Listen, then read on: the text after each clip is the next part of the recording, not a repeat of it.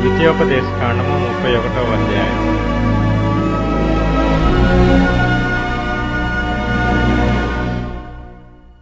మోషే ఇశ్రాయేలీయులందరితో ఈ మాటలు చెప్పుట చాలించి వారితో మరలా ఇట్లనెను, నేడు నేను 120 ఏండ్ల వాడనై ఉన్నాను. ఇక మీదట నేను వచ్చుచూ పోవచ్చు నుండలేను. యెహోవా ఈ యొర్దాను దాటకూడదని నాతో సెలవిచ్చెను. నీ దేవుడైన యెహోవా నీకు ముందుగా దాటిపోయి ఆ జనములను నీ ఎదుట నుండకుండా నశింపజేయును. నీవు వారి దేశమును స్వాధీనపరచుకొందువు. యెహోవా సెలవిచ్చియున్నట్లు యెహోషువ నీ ముందుగా దాటిపోవును. యెహోవా నశింపజేసిన అమోరీయుల రాజులైన సీహోనుకును ఓగుకును వారి దేశమునకును ఏమి చేసినో ఆ ప్రకారముగానే ఈ జనములకును చేయును. నేను మీకాజ్ఞాపించిన దానంతటిని బట్టి మీరు వారికి చేయునట్లు యెహోవా నీ చేతికి వారిని అప్పగించును. నిబ్బరము గలిగి ధైర్యముగా నుండుడి. భయపడకుడి, వారిని చూచి దిగులు పడకుడి. నీతో కూడా వచ్చువాడు నీ దేవుడైన యెహోవాయే. ఆయన నిన్ను విడువడు, నిన్నెడబాయడు. మరియు మోషే యెహోషువను పిలిచి, నీవు నిబ్బరము గలిగి ధైర్యముగా నుండుము. యెహోవా ఈ ప్రజలకిచ్చుటకు వారి పితరులతో ప్రమాణము చేసిన దేశమునకు నీవు వీరితో కూడా పోయి దానిని వారికి స్వాధీనపరచవలెను. నీ ముందర నడుచువాడు యెహోవా, ఆయన నీకు తోడైయుండును. ఆయన నిన్ను విడువడు, నిన్ను ఎడబాయడు. భయపడకుము, విస్మయమొందకుమని ఇశ్రాయేలీయులందరి ఎదుట అతనితో చెప్పెను.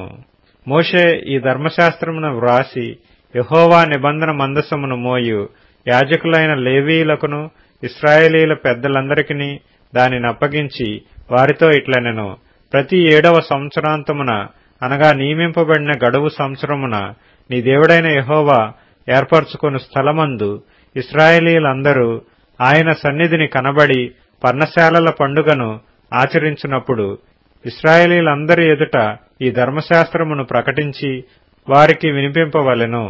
మీ దేవుడైన యెహోవాకు భయపడి ఈ ధర్మశాస్త్ర వాక్యములన్నిటినీ అనుసరించి నడుచుకున్నట్లు పురుషులేమి, స్త్రీలేమి, పిల్లలేమి, నీ పురములలోనున్న పరదేశులేమి వాటిని విని నేర్చుకొనుటకై అందరినీ పోగు చేయవలెను. అలాగు నేర్చుకొనిన ఎడల దాని నెరుగని వారి సంతతి వారు దానిని విని మీరు స్వాధీనపరచుకొనుటకు యొర్దానును దాటబోచున్న దేశమున మీరు బ్రతుకు దినములన్నీయు మీ దేవుడైన యెహోవాకు భయపడుట నేర్చుకొందురు. మరియు యెహోవా, చూడుము, నీ మరణ దినములు సమీపించెను. నీవు యెహోషువను పిలిచి నేనతనికి ఆజ్ఞలిచ్చినట్లు ప్రత్యక్షపు గుడారములో నిలువుడని మోషేతో సెలవీయగా మోషేయు యెహోషువయు వెళ్లి ప్రత్యక్షపు గుడారములో నిలిచిరి.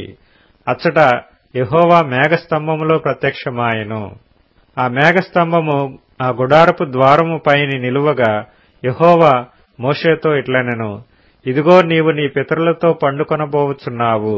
ఈ జనులు లేచి ఎవరి దేశమున తాము చేరి వారి నడుమనుందురో ఆ జనుల మధ్యను వ్యభిచారులై ఆ అన్యుల దేవతల వెంట వెళ్లి నన్ను విడిచి నేను వారితో చేసిన నిబంధనను మీరుదురు. కావున నా కోపము ఆ దినమున వారి మీద రగులుకొనును. నేను వారిని విడిచి వారికి విరోధినగుదును. వారు క్షీణించిపోవుదురు. విస్తారమైన కీడులు, ఆపదలు వారికి ప్రాప్తించును. ఆ దినమున వారు, మన దేవుడు మన మధ్య నుండకపోయినందున గదా ఈ కీడులు మనకు ప్రాప్తించననుకొందురు. వారు అన్ని దేవతల తట్టు తిరిగి చేసిన కీడంతటినీ బట్టి ఆ దినమున నేను నిశ్చయముగా వారికి విరోధినగుదును. కాబట్టి మీరు ఈ కీర్తన వ్రాసి ఇశ్రాయేలీయులకు నేర్పుడి. ఈ కీర్తన ఇశ్రాయేలీయుల మీద నాకు సాక్ష్యార్థముగా నుండునట్లు దానిని వారికి కంఠపాఠముగా చేయించుము. నేను వారి పితరులతో ప్రమాణము చేసినట్లు పాలుతేనెలు ప్రవహించు దేశమున వారిని ప్రవేశపెట్టిన తరువాత వారు తిని త్రాగి తృప్తి పొంది క్రొవ్విన వారై అన్య దేవతల తట్టు తిరిగి వాటిని పూజించి నన్ను తృణీకరించి నా నిబంధనను మీరుదురు. విస్తారమైన కీడులు, ఆపదలు వారికి సంభవించిన తరువాత ఈ కీర్తన వారి ఎదుట సాక్షిగా నుండి సాక్ష్యము పలుకును. అది మరువబడక వారి సంతతి వారి నోట నుండును. నేను ప్రమాణము చేసిన దేశమున వారిని ప్రవేశపెట్టక మునుపే నేడే వారు చేయు ఆలోచన నేనెరుగుదును అనెను. కాబట్టి మోషే ఆదినమందే ఈ కీర్తన వ్రాసి ఇశ్రాయేలీలకు నేర్పెను. మరియు యెహోవా నూను కుమారుడైన యెహోషువకు ఈలాగు సెలవిచ్చెను, నీవు నిబ్బరం కలిగి ధైర్యముగా నుండుము. నేను ప్రమాణపూర్వకంగా వారికిచ్చిన దేశమునకు ఇశ్రాయేలీలను నీవు తోడుకొని పోవలెను. నేను నీకు తోడైయుందును. ఈ ధర్మశాస్త్ర వాక్యములు మోషే గ్రంథమందు శాంతముగా వ్రాయుట ముగించిన తరువాత మోషే యెహోవా నిబంధన మందసమును మోయు లేవీయులను చూచి ఆజ్ఞాపించినదేమనగా, మీరు ఈ ధర్మశాస్త్ర గ్రంథమును తీసుకొని మీ దేవుడైన యెహోవా నిబంధన మందసపు ప్రక్కన ఉంచుడి. అది అక్కడ నీ మీద సాక్ష్యార్థముగా ఉండును. నీ తిరుగుబాటును నీ మూర్ఖత్వమును నేనెరుగుదును. నేడు నేను ఇంకా సజీవుడనై మీతో ఉండగానే ఇదిగో మీరు యెహోవా మీద తిరుగుబాటు చేసితిరి. నేను చనిపోయిన తరువాత మరి నిశ్చయముగా తిరుగుబాటు చేయుదురు గదా.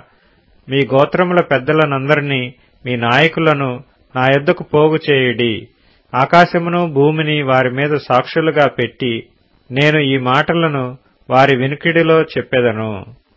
ఎలయనగా నేను మరణమైన తరువాత మీరు బొత్తిగా చెడిపోయి నేను మీకు ఆజ్ఞాపించిన మార్గమును తప్పుదురనియు ఆ దినముల అంతమందు కీడు మీకు ప్రాప్తమగుననియు నేనెరుగుదును.